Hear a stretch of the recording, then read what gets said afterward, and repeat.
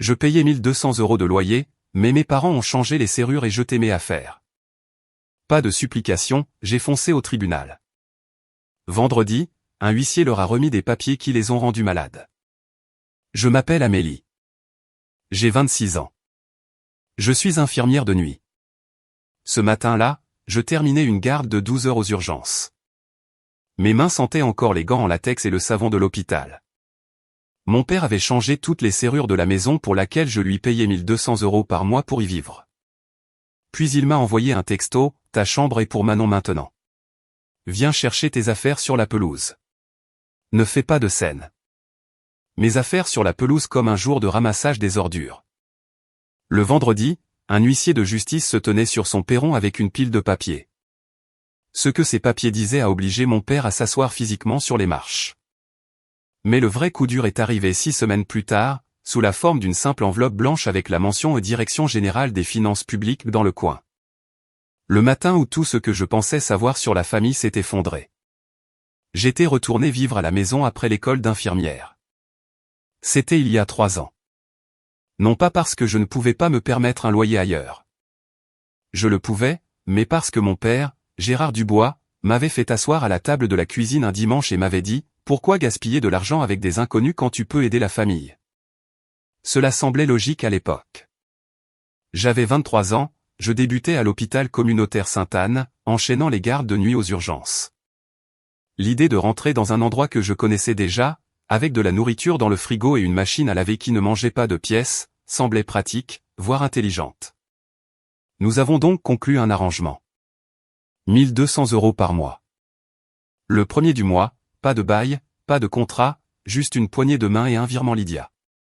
J'écrivais le loyer dans le libellé à chaque fois. 1200 €. C'était plus qu'un 2 pièces dans notre quartier. Je le savais. Mais je me disais que j'investissais dans la famille, que j'aidais pour le prêt immobilier, que j'étais une bonne fille. Voici à quoi ressemblait le fait d'être une bonne fille. Je faisais des gardes de 12 heures la nuit, rentrais à 7 heures du matin et préparais le petit déjeuner pour toute la maison avant d'aller dormir.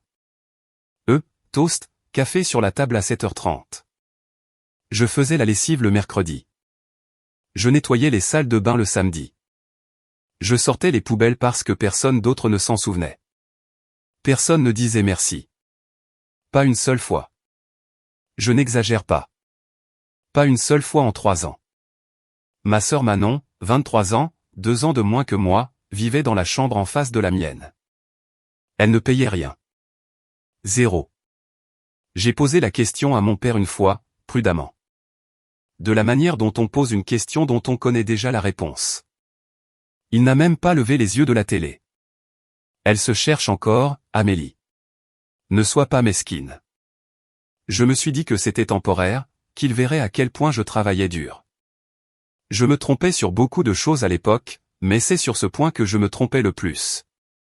Manon s'est fiancée en février. Son petit ami, Thomas Bernard, 25 ans, qui travaillait chez un concessionnaire Renault sur la Nationale 7, l'a demandé en mariage chez Léon de Bruxelles le jour de la Saint-Valentin. Manon a posté 14 photos, 312 j'aime. Mon père a réagi comme si elle avait gagné le prix Nobel. En une semaine, Gérard organisait une fête de fiançailles. À la maison, 30 invités, tantes, oncles, cousins, voisins, les copains de poker de Gérard. Il a commandé une bannière personnalisée sur Etsy. Il a passé un samedi entier à repeindre le salon. Gris-doux, le choix de Manon. Je l'ai regardé transporter les pots de peinture depuis le garage. 2 ans plus tôt, je lui avais demandé de repeindre ma chambre. Le plafond avait une tache d'humidité marron de la taille d'une assiette. Il avait dit qu'il s'en occuperait. Il ne l'a jamais fait. Et le voilà, 2 couches, du ruban de masquage bleu sur toutes les plaintes, sifflotant en travaillant. Manon a traversé le salon pendant que je nettoyais le sol de la cuisine pour la fête. Amélie, tu peux faire ces petits canapés au concombre? Tu es douée pour ces trucs. Pas peux-tu aider? Pas ça te dérangerait? Juste tu es douée pour ces trucs. J'ai dit, bien sûr, parce que je disais toujours bien sûr. La semaine avant la fête, je suis rentré d'une garde et j'ai trouvé Gérard debout dans l'encadrement de la porte de ma chambre avec un mètre ruban. Il mesurait le mur où se trouvait mon bureau. Qu'est-ce que tu fais?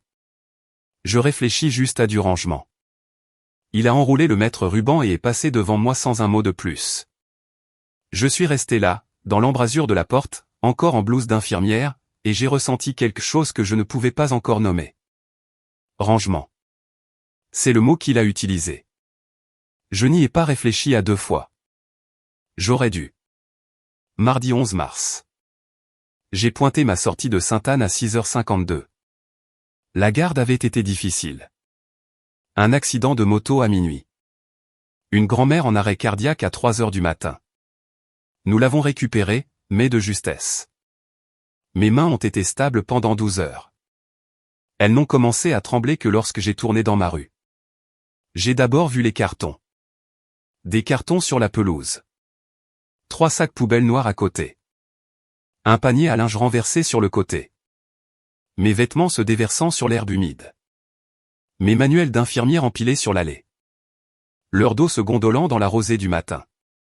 J'ai cru qu'on nous avait cambriolés. Puis j'ai vu la serrure. En laiton neuf, encore brillante. J'ai mis ma clé dedans. Elle n'a pas tourné. J'ai réessayé. Rien. Mon téléphone a vibré. Un texto de mon père. Ta chambre est pour Manon maintenant. Viens chercher tes affaires sur la pelouse.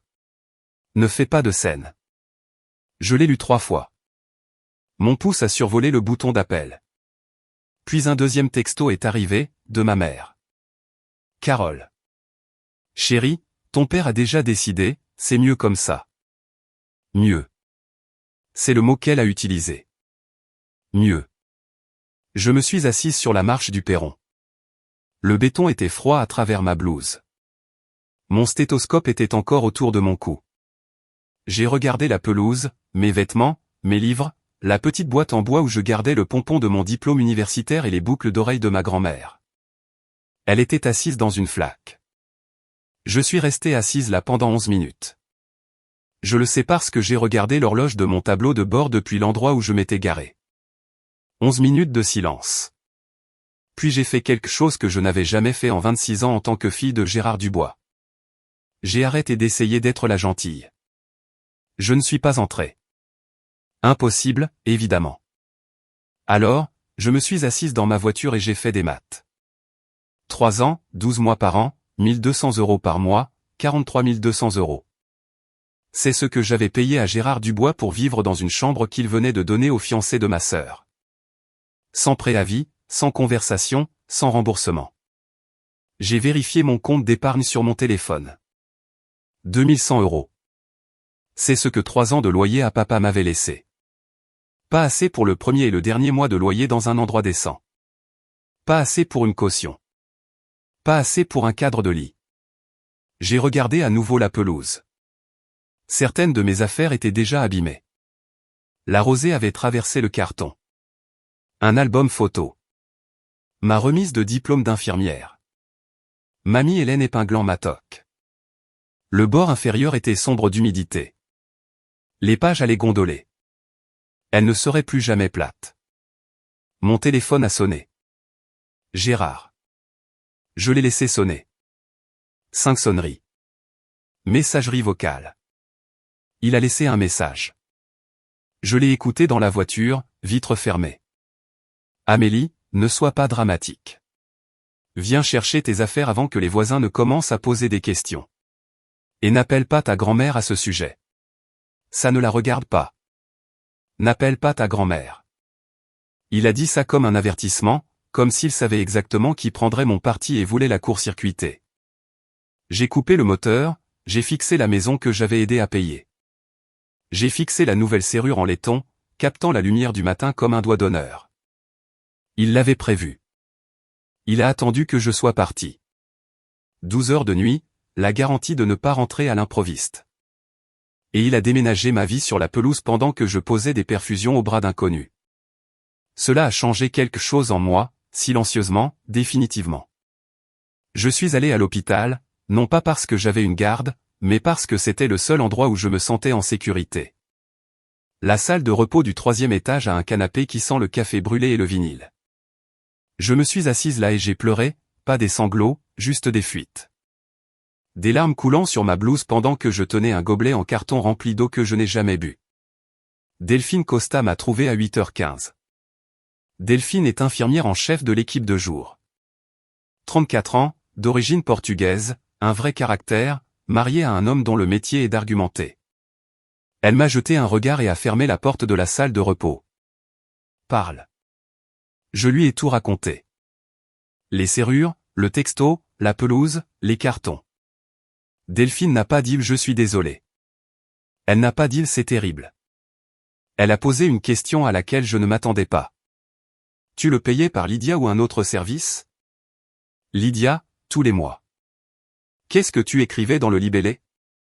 Loyer. Delphine a sorti son téléphone et a appelé son mari Marc sur le champ. Elle l'a mis sur haut-parleur. Marc Costa, avocat spécialisé en droit immobilier, 7 ans d'expérience, spécialisé dans les litiges entre locataires et propriétaires. Il m'a posé 3 questions. Avais-je un bail? Non. Depuis combien de temps je payais? 3 ans. Avais-je une preuve de paiement? Oui. 36 transactions Lydia. Chacune libellée au loyer. La ligne est restée silencieuse un instant. Il vient de procéder à une expulsion illégale d'une locataire de fait, a dit Marc. C'est une infraction dans votre région. Peu importe que ce soit la famille. Peu importe qu'il n'y ait pas de bail écrit. J'ai fixé le téléphone. Qu'est-ce que je dois faire? Fais une capture d'écran de chaque transaction Lydia ce soir. Absolument toutes. Et quoi que tu fasses, ne supprime pas ce texto qu'il t'a envoyé. Marc a dit une dernière chose avant de raccrocher. Est-ce que votre père a déclaré ses revenus locatifs sur ses impôts? Je ne connaissais pas la réponse, mais j'avais le sentiment qu'il la connaissait déjà. J'ai essayé une dernière fois, une ultime fois. Parce que je me le devais, la certitude d'avoir demandé avant d'agir. Mardi soir, assise dans la chambre d'amis de Delphine, j'ai chargé mon téléphone et j'ai appelé Gérard. Il a décroché à la 2e sonnerie. Papa, il faut que je te parle de la chambre. Il n'y a rien à dire. La décision est prise. Je te paie un loyer depuis 3 ans. Tu aidais pour le prêt immobilier. Ce n'est pas un loyer. Tu m'as envoyé un texto au loyer dû avant le 5 minutes. Chaque mois, papa. Silence. 3 secondes complètes. J'ai compté.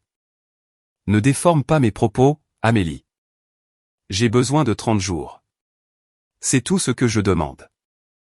Ta sœur a besoin de la chambre maintenant. Tu as 26 ans. Débrouille-toi. Clic. Il m'a raccroché au nez. Gérard Dubois, l'homme qui m'a appris à dire s'il vous plaît et merci, qui m'a donné une fessée une fois pour avoir claqué une porte parce qu'on ne manque pas de respect à cette maison, a raccroché au nez de sa fille qui demandait un préavis de 30 jours. J'ai posé le téléphone sur la table de chevet. Mes mains étaient stables. Je l'ai remarqué. 10 minutes plus tard, mon téléphone a de nouveau vibré. Pas Gérard. Manon. Salut Amélie.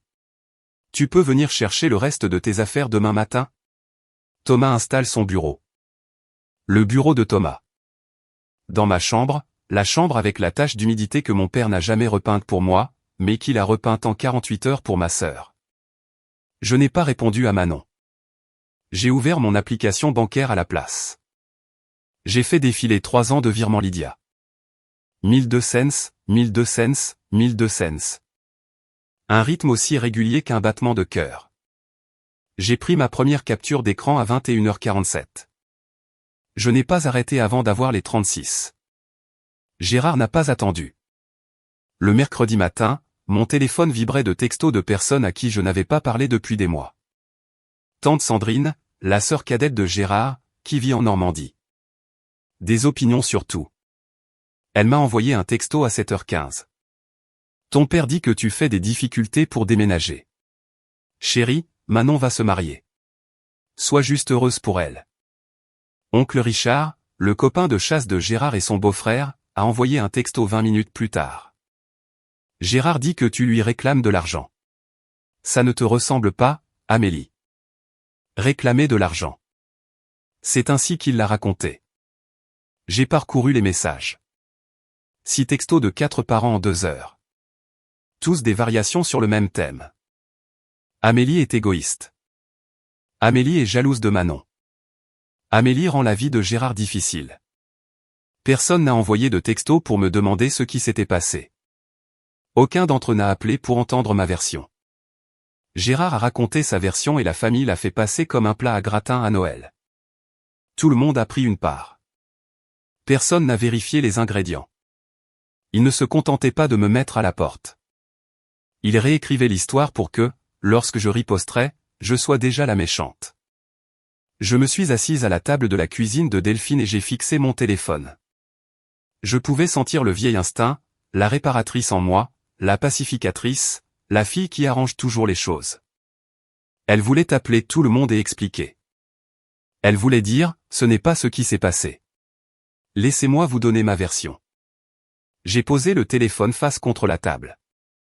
Puis je l'ai repris et j'ai ouvert mon historique Lydia. 36 transactions, 43 200 €. J'ai sauvegardé chaque capture d'écran sur un cloud. Chaque libellé qui disait le loyer, chaque date, chaque euro. Gérard construisait un récit. Je constituais un dossier. Mercredi matin, je suis retourné à la maison pour récupérer ce qui restait. Gérard avait déplacé les derniers cartons sur l'allée devant la maison. Pas sur le porche, pas dans le garage, mais sur l'allée, juste là où n'importe qui passant en voiture pouvait les voir. L'un d'eux était déjà en train de se fendre par le bas à cause du poids. Madame Pelletier, de l'autre côté de la rue, était dehors en train d'arroser ses azalées. Elle m'a regardé arriver. Elle m'a regardé ouvrir le coffre. Elle n'a pas détourné le regard. Gérard est sorti par la porte d'entrée. Il souriait, pas à moi. À la rue, en pleine performance. Elle vient juste chercher le reste de ses affaires, a-t-il crié à Madame Pelletier, assez fort pour tout le quartier. Les enfants, vous savez, ils ne peuvent pas rester éternellement. Je n'ai pas répondu. J'ai pris le premier carton. Vêtements d'hiver, un mijoteur électrique, un cadre photo avec une fissure dans le verre, ma photo de remise de diplôme, celle avec mamie Hélène. Papa, je dois vérifier ma chambre pour voir s'il reste quelque chose. La chambre est déjà à Manon. Il n'y a rien à toi là-dedans. J'ai regardé par la fenêtre en passant. Ma chambre, la chambre pour laquelle j'avais payé 43 200 €, avait été repeinte. Nouveau rideau, nouveau couvre-lit. Le bureau de Thomas était déjà contre le mur du fond. 2 jours, il avait transformé toute ma vie en bureau pour quelqu'un d'autre en 2 jours. Gérard s'est retourné vers Madame Pelletier et a haussé les épaules en souriant. L'amour vache. L'amour vache. Il a appelé ça l'amour vache. J'ai chargé le dernier carton dans mon coffre. Je ne l'ai pas claqué. Je l'ai fermé doucement, délibérément. Je voulais qu'il pense que j'abandonnais. Ce n'était pas le cas. Mais j'ai sauvegardé le numéro de Madame Pelletier de l'annuaire du quartier. Elle était juste là. Elle a vu les cartons sur la pelouse. Elle a entendu chaque mot. Les témoins se souviennent. Ce soir-là, Marc Costa a étalé un bloc-notes jaune sur la table de la cuisine de Delphine et s'est assis en face de moi comme un mécanicien qui vous montre ce qui ne va pas sous le capot. 3 actions, a-t-il dit. Chacune est distincte. Chacune est légale. Et chacune va attirer son attention. Il a levé un doigt. Premièrement, plainte pour expulsion illégale. Votre région exige un préavis écrit minimum de 30 jours pour mettre fin à une location de fait. Il ne vous en a donné aucun. C'est une violation statutaire. Le tribunal peut accorder des dommages et intérêts plus des pénalités. Deuxième doigt. Tribunal de proximité. On vous doit 43 200 € de loyer payé sans bail ni accord de location légale.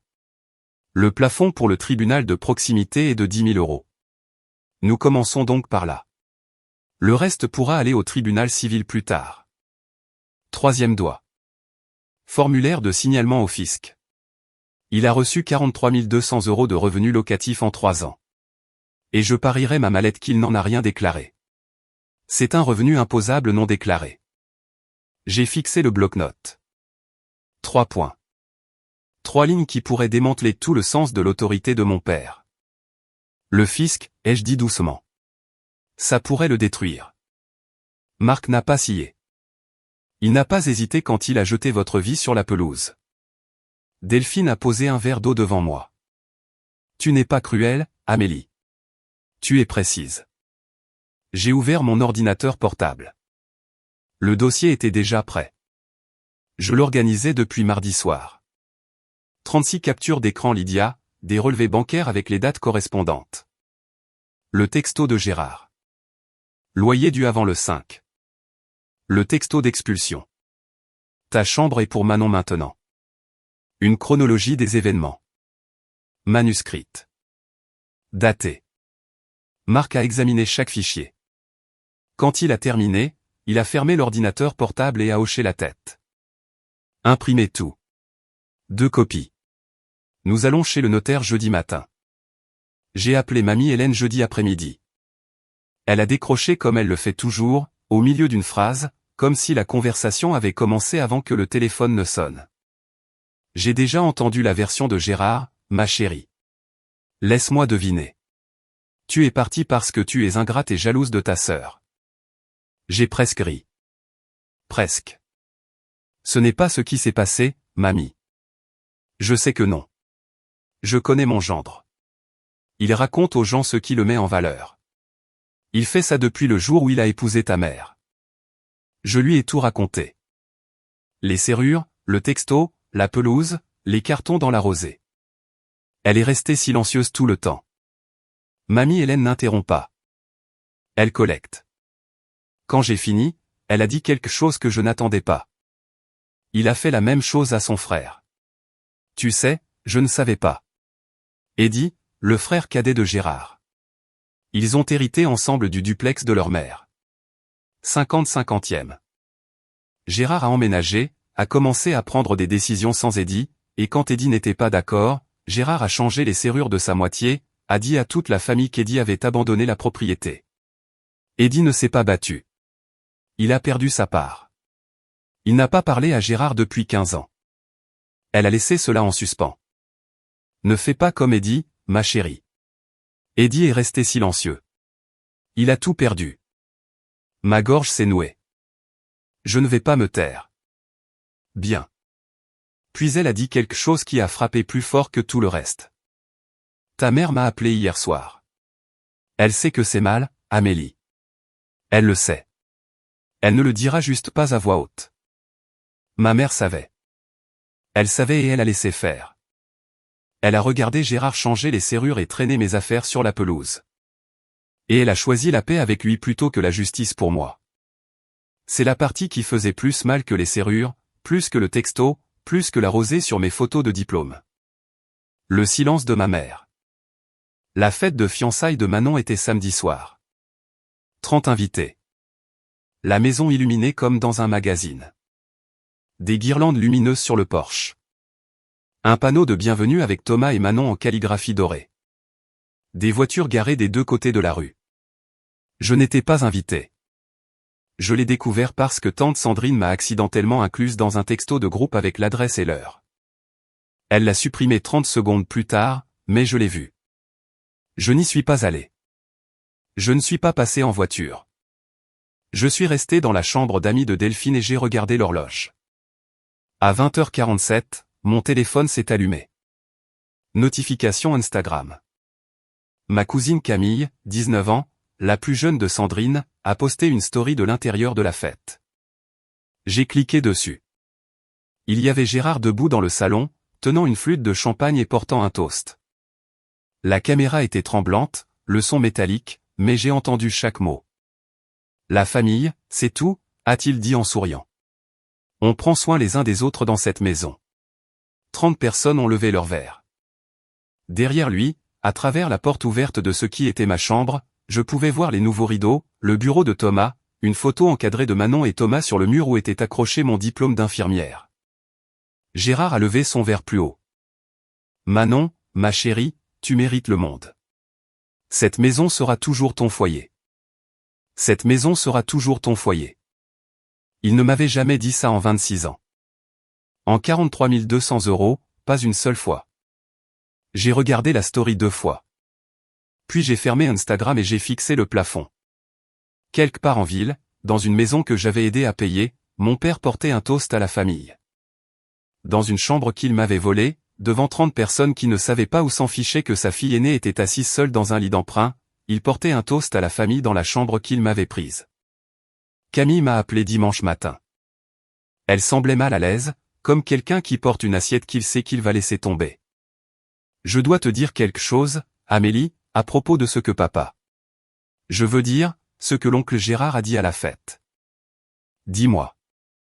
Il s'est levé pendant le toast et a dit à tout le monde que tu avais déménagé parce que tu voulais ton indépendance. Il a dit, tu n'as même pas pris la peine de féliciter ta sœur. Ces mots exacts. J'ai fermé les yeux. Tante Sandrine l'a soutenue. Elle a dit, certains enfants ne pensent qu'à eux-mêmes. Et oncle Richard a juste hoché la tête comme si c'était un fait. Est-ce que quelqu'un a demandé de mes nouvelles? Ma version. Non, personne. La voix de Camille a baissé. C'était n'importe quoi, Amélie, tout le monde l'a simplement cru. Je me suis assise sur le bord du lit et j'ai pressé ma paume à plat contre mon genou pour l'empêcher de rebondir. Il y a autre chose, a dit Camille. Thomas parlait de la chambre au fils de Richard. Il a dit qu'elle était immense. Il a dit que c'était parfait pour un bureau à domicile. Il s'en vantait. Un bureau à domicile?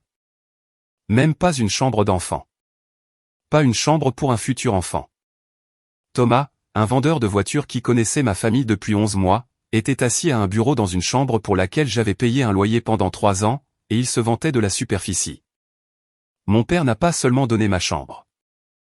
Il a donné mon nom lors d'une fête à laquelle je n'étais pas invité. Il a réécrit 3 ans de paiement de loyer en une histoire sur une fille égoïste qui ne pouvait pas être heureuse pour sa sœur. Et il pensait que c'était la fin. Il pensait que j'allais l'avaler comme j'avais avalé tout le reste.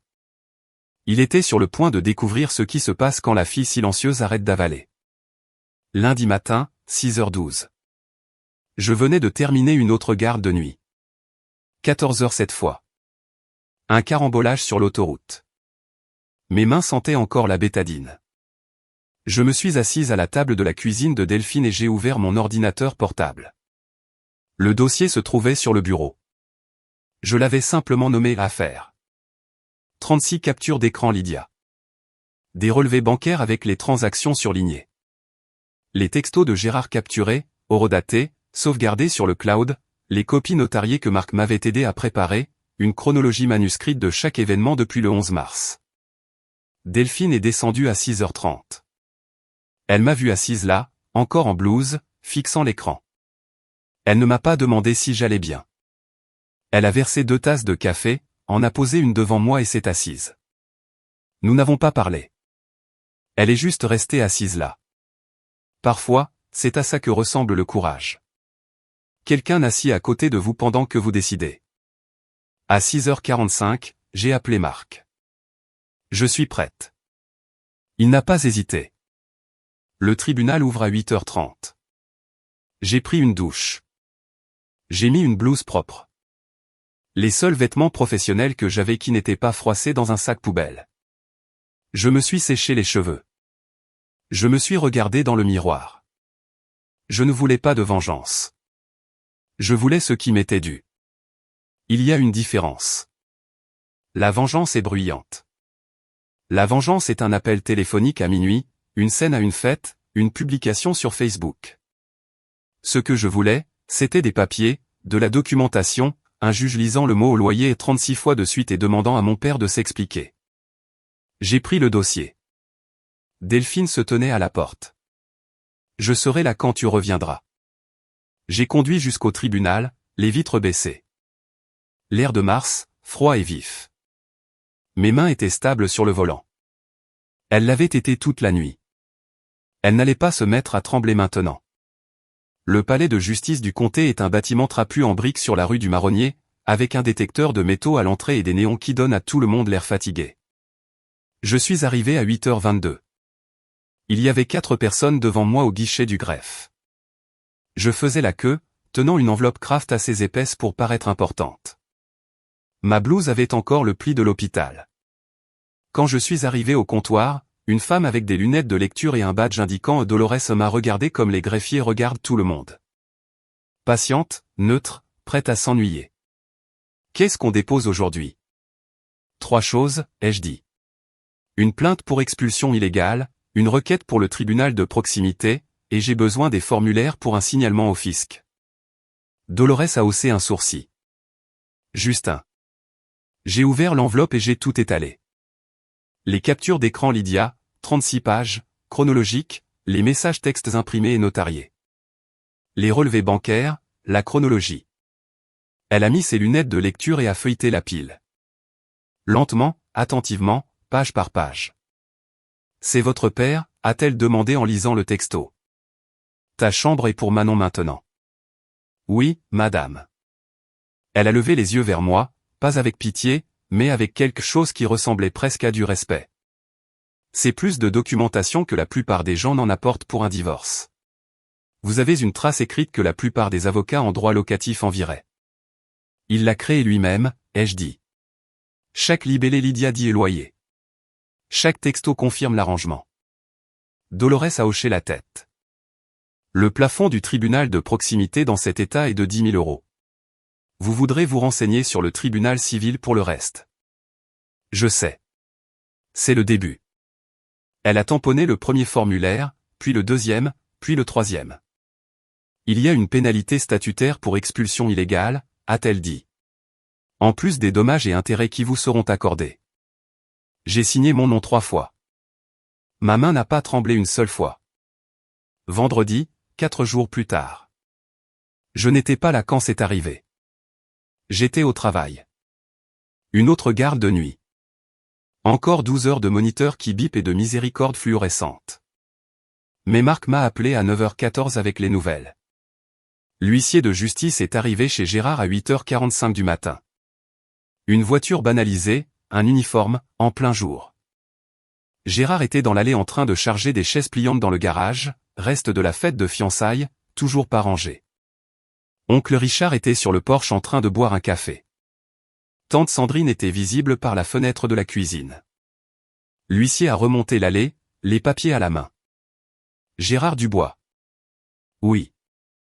Vous avez une assignation. Gérard a pris les papiers. Selon Richard, qui l'a dit à Sandrine, qui l'a dit à Camille, qui me l'a dit, le visage de Gérard est devenu rouge avant même d'avoir fini la première page. Il a feuilleté la pile, debout là, dans l'allée. Plainte pour expulsion illégale, convocation au tribunal de proximité pour 10 000 euros, et l'avis de saisine du fisc. Il s'est assis sur les marches du porche, lourdement, comme si ses genoux venaient de lâcher. Richard a posé sa tasse de café. Gérard, qu'est-ce que c'est? Gérard n'a pas répondu. Il continuait de fixer les papiers, les retournant encore et encore comme si les relire pouvait changer ce qu'il disait. Sandrine est sortie par la porte d'entrée. Qu'est-ce qui se passe? C'était qui? Gérard a levé les yeux. Sa voix s'est brisée sur le premier mot. Elle me poursuit en justice. Ma propre fille me poursuit en justice. Pendant 30 ans, la parole de Gérard Dubois avait fait loi dans cette famille. Il décidait qui mangeait ou à Noël. Il décidait quand la lumière du porche s'éteignait. Il décidait à qui appartenait quelle chambre. Vendredi matin, debout dans sa propre allée avec son café qui refroidissait, il a découvert que la vraie loi n'était pas d'accord. Mon téléphone n'a pas cessé de sonner de toute la journée de vendredi. Oncle Richard a appelé en premier. J'ai décroché. Amélie, qu'as-tu fait? J'ai déposé ce qui était légal et exact, oncle Richard. C'est ton père. Et j'étais sa locataire pendant 3 ans. Il a raccroché. Tante Sandrine a appelé ma mère. Ma mère m'a appelé en pleurant. Pas de colère dans ses larmes. Juste le genre impuissant. Le son d'une femme qui a passé 30 ans à éviter le moment exact où elle se trouve. Amélie, s'il te plaît, peux-tu retirer ta plainte? Il n'y a rien à retirer, maman. C'est déposé. Puis Manon. Sa voix est sortie du téléphone comme une alarme de voiture. Tu ruines mes fiançailles. Tu le sais, n'est-ce pas? C'est parce que tu es jalouse. Ça a toujours été à cause de ta jalousie. C'est à propos de 43 200 € et d'une expulsion illégale. Je verrai papa au tribunal, Manon. Elle a bredouillé quelque chose sur le fait que j'étais égoïste et dramatique. J'ai dit au revoir et j'ai posé le téléphone sur la table de chevet. Gérard a appelé en dernier. 21h18. Il n'a pas crié. Cela m'a surprise. Sa voix était tendue, sous pression. La voix d'un homme qui s'efforce de ne pas hurler. Tu fais entrer le fisc dans ma maison. Dans ma maison? Tu as mis mes affaires sur la pelouse. C'est la même énergie, papa. Cet argent, c'était entre nous. Ce n'était pas un revenu. Je suis resté silencieuse un instant. Alors je ferai attention à dire ça à voix haute. Il ne savait pas que j'enregistrais. Mon état autorise l'enregistrement avec le consentement d'une seule partie. Chaque mot qu'il venait de dire. Cet argent, c'était entre nous. Ce n'était pas un revenu, était maintenant un fichier audio horodaté confirmant qu'il avait reçu les paiements et les considérait comme non déclarables. Je lui ai donné 3 ans de respect. Il m'a donné un texto. Nous avions fini de négocier. 3 semaines plus tard, salle d'audience du tribunal de proximité, 2e étage, salle 204.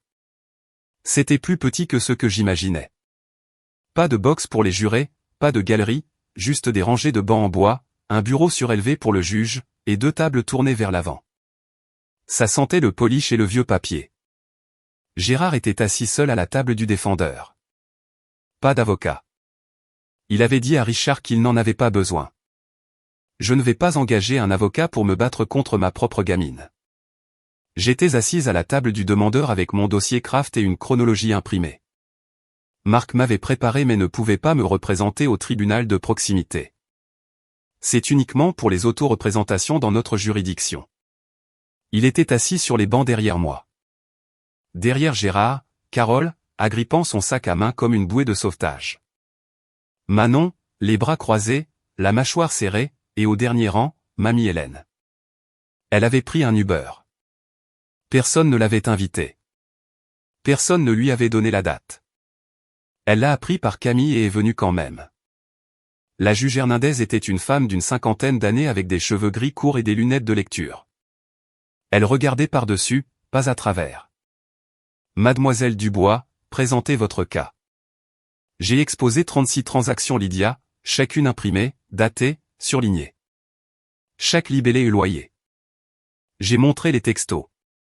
J'ai montré la chronologie. J'ai parlé pendant 11 minutes sans élever la voix. La juge Hernandez s'est tournée vers Gérard. Monsieur Dubois, votre fille vous a-t-elle payé 1 200 € par mois? Gérard s'est agité sur sa chaise. Elle aidait pour la maison. Ce n'était pas un loyer. La juge a pris le message texte imprimé et l'a lu à haute voix. Loyer dû avant le 5. Ne sois plus en retard. Elle vous a regardé par-dessus ses lunettes. Vous avez utilisé le mot au loyer, monsieur Dubois. Elle a utilisé le mot au loyer. Les virements disent loyer. Selon toute norme raisonnable, il s'agissait d'une location. Gérard a ouvert la bouche. Rien n'en est sorti. La juge Hernandez n'a pas délibéré longtemps. Je statue en faveur de la requérante. Monsieur Dubois, vous avez établi une location au mois par vos propres paroles et votre conduite. Vous avez mis fin à cette location sans préavis légal. Vous avez procédé à une expulsion illégale. Vous êtes condamné à payer 10 000 €, le maximum statutaire dans ce tribunal, en dommages et intérêts plus la pénalité d'expulsion prévue par la loi de l'État. Elle a posé son stylo. Mademoiselle Dubois, vous pouvez poursuivre pour le solde restant devant le tribunal civil. Gérard s'est levé si vite que sa chaise a raclé le sol. C'est une affaire de famille, pas une affaire de tribunal. La juge Hernandez n'a pas scié. C'est devenu une affaire de tribunal quand vous avez changé les serrures, monsieur Dubois. Asseyez-vous. Il s'est assis. Derrière moi, j'ai entendu Carole émettre un petit son. Pas un mot, juste un souffle qui s'est coincé. Manon pleurait en silence, le mascara traçant des lignes sur ses joues. Pas pour moi, pour la scène, pour le fait que des gens qu'elle connaissait étaient dans cette pièce, entendant ces chiffres. Mais le moment que je garderai en moi s'est produit au dernier rang. Mamie Hélène s'est levée lentement. 79 ans, une hanche douloureuse, se tenant au banc pour l'équilibre. Elle s'est avancée, passant devant Carole, devant Manon, jusqu'à ce qu'elle se tienne à côté de moi à la table de la requérante. Elle n'a rien dit. Elle a juste pris ma main. Ses doigts étaient frais et stables. Puis elle s'est retournée et a regardé Carole. Je t'ai mieux élevé que ça, Carole. Tu as regardé faire. Le visage de ma mère s'est effondré. Elle a baissé les yeux sur ses genoux. Elle n'a pas argumenté. Elle ne s'est pas défendue. Elle est juste restée assise là, tenant son sac à main, se recroquevillant. Manon fixait le mur. Gérard fixait le sol. Mamie Hélène a serré ma main. Sa voix était basse, juste pour moi. Ton grand-père serait fier de toi, Amélie. C'est à ce moment-là que j'ai pleuré. Le tribunal était une sorte de règlement de compte. Le fisc en était un autre. 6 semaines après l'audience, Gérard a ouvert sa boîte aux lettres et a trouvé une simple enveloppe blanche. Pas de logo à l'extérieur, juste une adresse d'expéditeur à Clermont-Ferrand, et les mots « Direction générale des finances publiques » imprimés en petits caractères discrets. Il a dit à Carole que c'était probablement une erreur. Ce n'était pas le cas. Le fisc a ouvert un contrôle sur 3 ans des déclarations de revenus de Gérard. 43 200 € de revenus locatifs non déclarés. Non déclarés, non déposés, non mentionnés sur une seule déclaration de revenus qu'il avait soumise. Marc m'a expliqué le calcul au téléphone. Cliniquement, comme un médecin lit des résultats de laboratoire. Impôt sur le revenu non payé sur le revenu non déclaré, environ 11 000 €. Pénalité pour défaut de déclaration, entre 4 000 et 6 000 € de plus. Intérêts accumulés sur 3 ans, environ 2 000 € de plus. Passif total estimé, quelque part entre 17 000 et 22 000 €. Et ce n'était que le fisc. Gérard devait encore les 10 000 € du tribunal de proximité, et je n'avais pas encore déposé l'affaire au tribunal civil. Il a dû engager un expert comptable pour le représenter dans le contrôle. Cela seul a coûté 4 000 €. Gérard Dubois, l'homme qui ne voulait pas dépenser 40 € pour un pot de peinture pour mon plafond, signait maintenant des chèques à des comptables et regardait son compte d'épargne se vider. Camille m'a dit que Gérard avait essayé d'emprunter de l'argent à l'oncle Richard. Richard a dit « Non, j'ai mes propres factures ». Gérard, l'homme qui m'avait dit de me débrouiller, était maintenant celui qui ne le pouvait pas. Je n'ai pas célébré. Je n'ai rien posté à ce sujet. Je ne l'ai même pas dit à Delphine tout de suite. Je me suis assise dans ma voiture après l'appel de Marc et j'ai regardé le parking pendant un moment. Ça ne faisait pas du bien, mais ça semblait juste. Les nouvelles vont vite dans les familles. Elles vont plus vite dans les quartiers. Cousine Camille, que Dieu la bénisse, n'a pas cité de nom sur Facebook, mais elle n'en avait pas besoin. Sa publication disait « Certaines personnes apprennent que ma maison, mes règles ne fonctionnent pas quand la loi a des règles différentes. » 47 réactions, 12 commentaires. Tout le monde dans la famille savait de qui elle parlait. Tante Sandrine est devenue silencieuse. La femme qui m'avait texté « Sois juste heureuse pour ta sœur » 2 semaines plus tôt n'avait maintenant plus rien à dire. Elle n'a pas appelé Gérard. Elle ne m'a pas appelé. Elle a juste disparu dans ce silence confortable où les gens se réfugient quand ils réalisent qu'ils ont choisi le mauvais camp. Oncle Richard a cessé de venir pour les soirées poker. Mais le voisinage était la partie que Gérard n'avait pas vu venir. Madame Pelletier, le témoin, la dame aux azalées, la femme qui l'a regardé jouer à l'amour vache pendant que mes affaires gisaient sur l'herbe humide. A parlé, pas méchamment, juste factuellement. Elle l'a dit aux Henderson d'à côté. Les Henderson l'ont dit au Cooper. À la fin du mois, la moitié du quartier savait que Gérard Dubois avait mis sa fille locataire à la porte et s'était fait signifier une assignation par un huissier dans sa propre allée. Gérard n'a pas été invité à la fête de quartier de l'été. Première fois en 11 ans. Carole a cessé de quitter la maison pendant 2 semaines. Elle se faisait livrer les courses. Et puis le dernier domino, Thomas Bernard, le fiancé de Manon, le vendeur de voitures avec le bureau à domicile dans mon ancienne chambre, a commencé à poser des questions. Peut-être qu'on devrait prendre notre propre appartement, a-t-il dit à Manon. Je ne veux pas commencer un mariage dans une maison avec ce genre de drame. Manon et Thomas ont reporté le mariage, pas pour l'argent. Pas à cause de moi, parce que Thomas ne voulait pas commencer sa vie dans une maison qui était devenue une pièce à conviction. Manon a blâmé Gérard.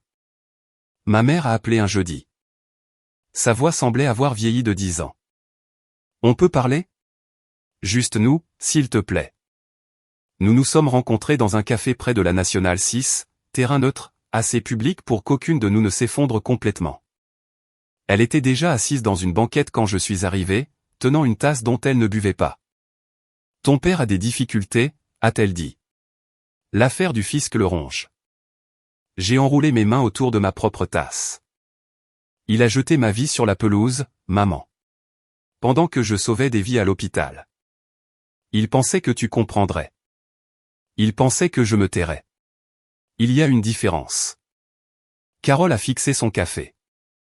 Ses yeux étaient rouges, mais les larmes avaient déjà coulé.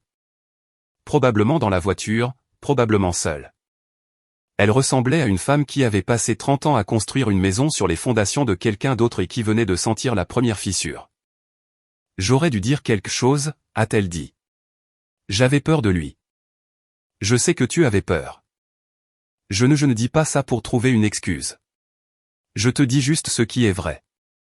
Je te crois, maman, mais tu as quand même laissé faire. Elle a pleuré doucement. La façon dont les gens pleurent dans les cafés, discrètement, contenu, gêné.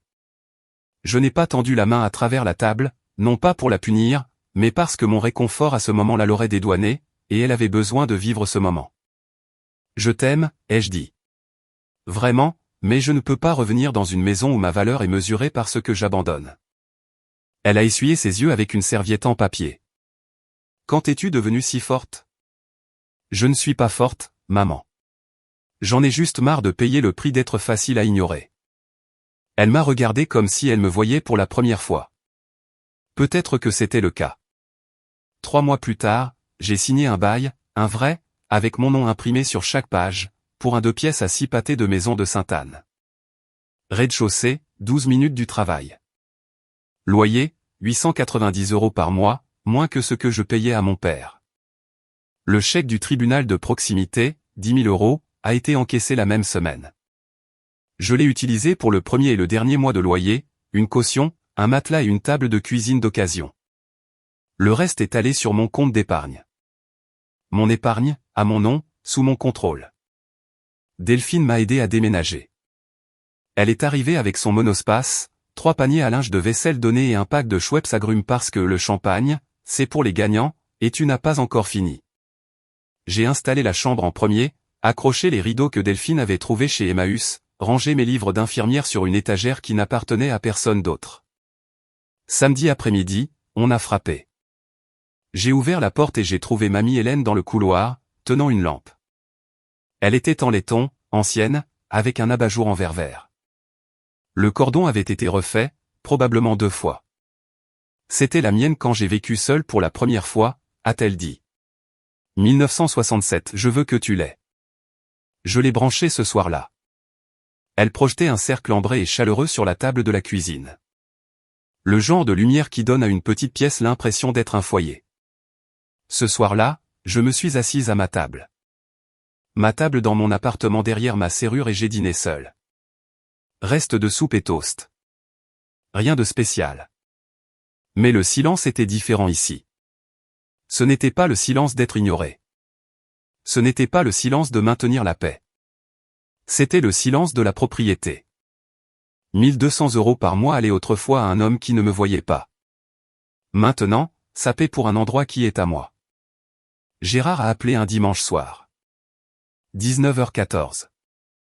J'ai failli ne pas décrocher. Pas par colère. J'avais dépassé ça. Plutôt comme on hésite avant d'ouvrir une porte qu'on a déjà décidé de franchir. J'ai répondu. Amélie. Sa voix était différente. Pas douce. Gérard Dubois ne fait pas dans la douceur, mais les angles étaient arrondis. L'ordre avait disparu. Salut, papa. Je ne pensais pas que tu irais aussi loin. Je ne pensais pas que tu jetterais mes affaires sur la pelouse. Il a expiré. Longuement. Le genre de souffle qui emporte quelque chose de lourd. J'essayais de bien faire pour ta sœur. En me faisant du tort.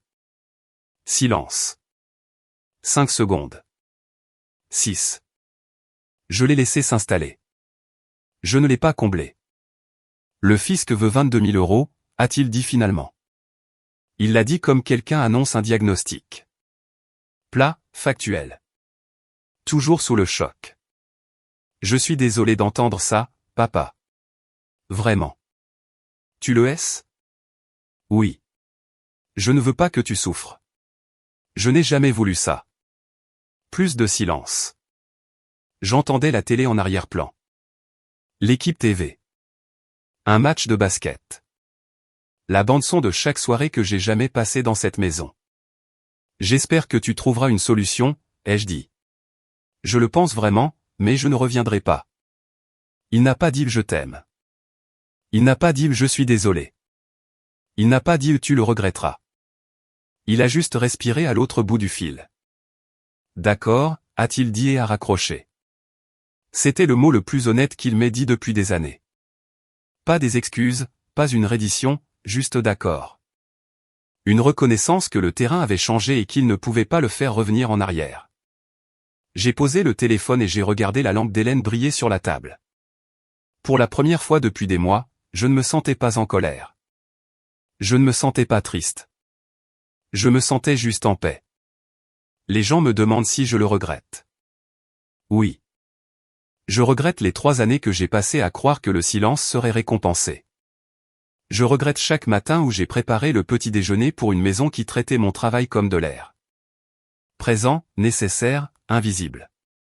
Je regrette les 43 200 €. Bien sûr.